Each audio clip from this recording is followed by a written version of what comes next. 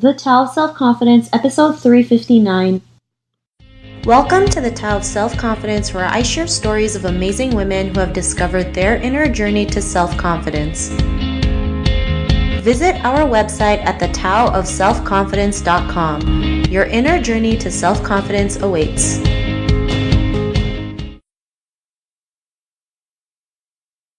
Well, hello friend. Welcome to the Tao of Self-Confidence, where I share stories of amazing women who have discovered their inner journey to self-confidence. I'm your host today, Sheena Yap-Chan, and today I have a phenomenal lady on the show today. She is a motivational speaker for mental health awareness, and I'm just really excited to have her on today and share her story with us on self-confidence. So without further ado, I'm going to introduce you to Emily Wu Truong. Emily, how are you doing? Maybe you can fill in a little bit more about yourself to the listeners.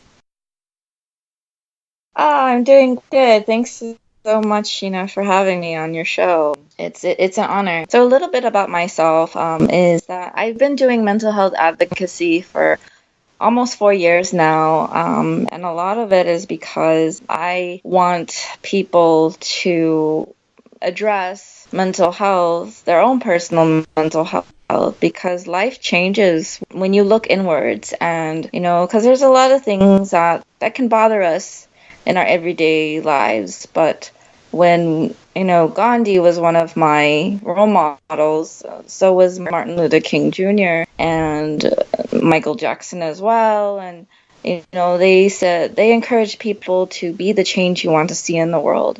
And so when I got to a place of knowing that I needed to change myself, the world just shifted, and I started to not blame so much others about what was wrong with the world, but to understand who I was and who I am, and in seeing and realizing that mental health is also about seeing the differences between our strengths and weaknesses, and seeing that our weaknesses are self-actualization step grow into the stronger person we were meant to become. So those are some of the things I talk about in my own motivational speaking gigs. Awesome. Well, thanks for sharing that. And Emily, what's your cultural background? I am Taiwanese American. My mother taught me to, say you're a proud Taiwanese, and I think through her I learned about civic engagement through her love for her birth country, Taiwan. It was a really good segue to getting her off my back when she would nag me when I was much younger. But, I was able to learn a lot about my cultural heritage through my mother. So I'm Taiwanese American. Awesome. Well, thanks for sharing that. And what would be your favorite self-confidence quote? One of my many favorite quotes are what Eleanor Roosevelt shared: "No one can make you feel inferior without your consent." And I like sharing this quote because so many people don't realize how powerful their mind is, to not allow others to make them feel bad about themselves. And so it's easier said than done, but if we remind ourselves that we have the power to not consent, to not allow other people to make us feel bad, or even situations to just ruin the rest of our day, right? So it's easier said than done, but it can be done. Awesome. Well, thanks for sharing that. And, I do believe it is possible. It's kind of just like riding a bike, right? You just have to practice and keep on doing it until you're at a point where you're comfortable with doing it, right? I know at first it's going to feel weird because you're not used to it. Kind of like if it's the first time riding your bike, driving a car, it's the same concept, but the more you do it, the better it gets. So thanks for sharing that quote. And in your own words, how would you define self-confidence? Well, I think that self-confidence is being able to appreciate your strengths, and even knowing your strengths, because when you know you're good at something, it makes you feel good about yourself. Awesome. Well, thanks for sharing that that definition that you mentioned. And, what was your life like before your discovery of self-confidence? I had a lot of low self-esteem. I didn't believe in myself. And I used to tell myself that you're stupid, you're slow, and you're not worthy. Like, I had such a hard time seeing that I had a future ahead of me. I mean, growing up with Asian parents, or just Asian culture that's very traditional, and people will just emphasize more on what are your weaknesses, what are your inabilities. Oh, you can't do that. Why can't you? Why can't you? You know, after college, I moved back home, and my mom it felt like she said every day, "What are you doing with your life?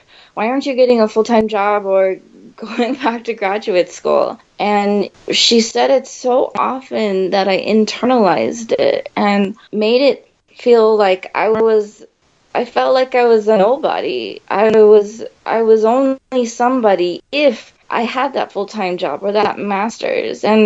But over time, I was, struggling with trying to figure out what my identity was.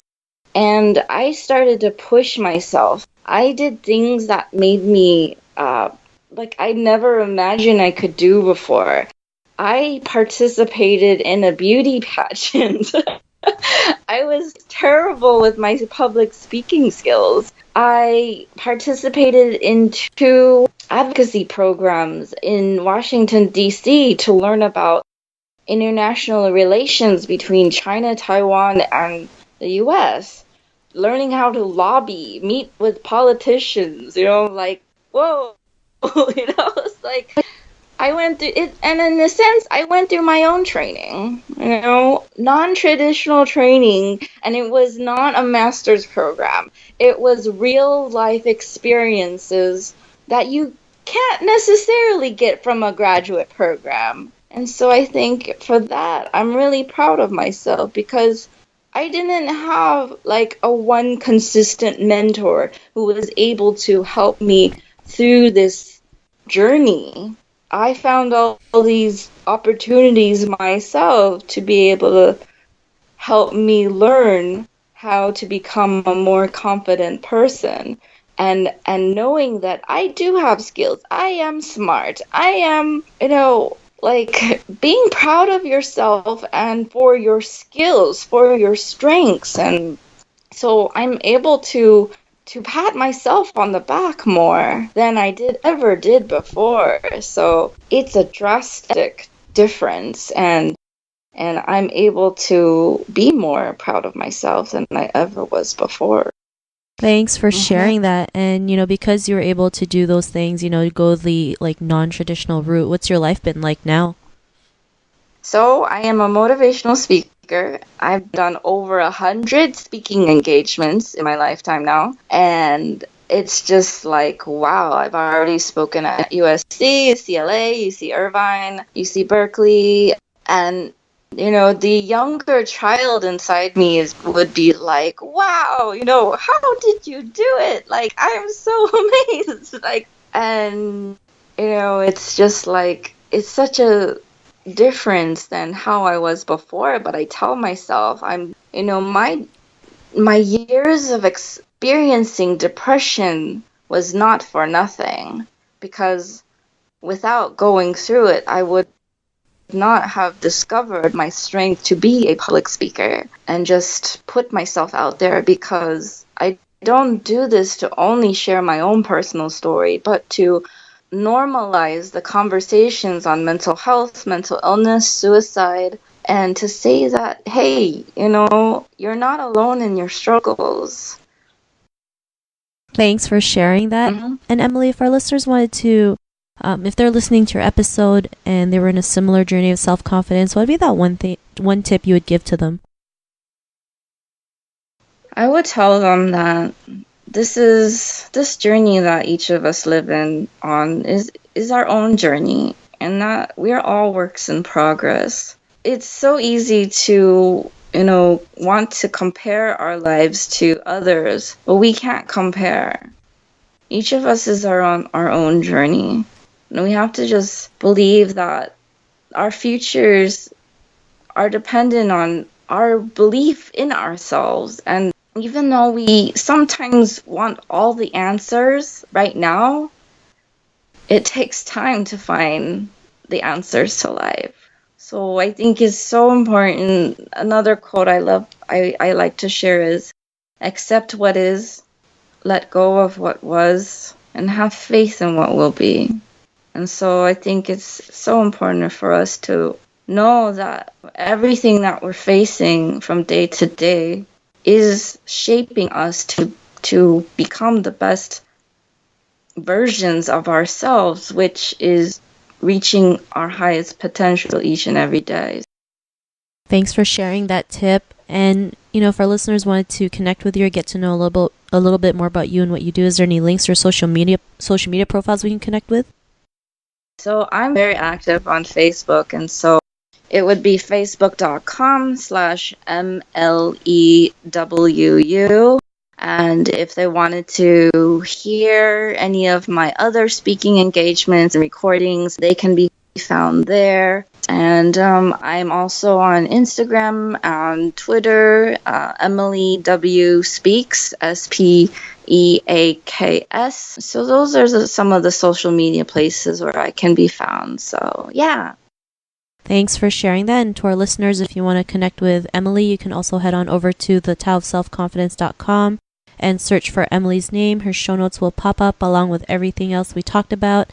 And I just want to thank Emily for taking the time to share her story and journey with us on self-confidence. So thank you so much. Thank you. Not a problem. It was an honor having you on the show. And to our listeners, be on the lookout for another new episode of another amazing woman's journey to self-confidence. And we'll talk to you soon. Bye for now. Bye. Thank you for tuning in to another amazing episode of the Tao of Self-Confidence. Sign up for our free membership site to get more amazing resources for self-confidence by visiting our website at thetaoofselfconfidence.com. Your inner journey to self-confidence awaits.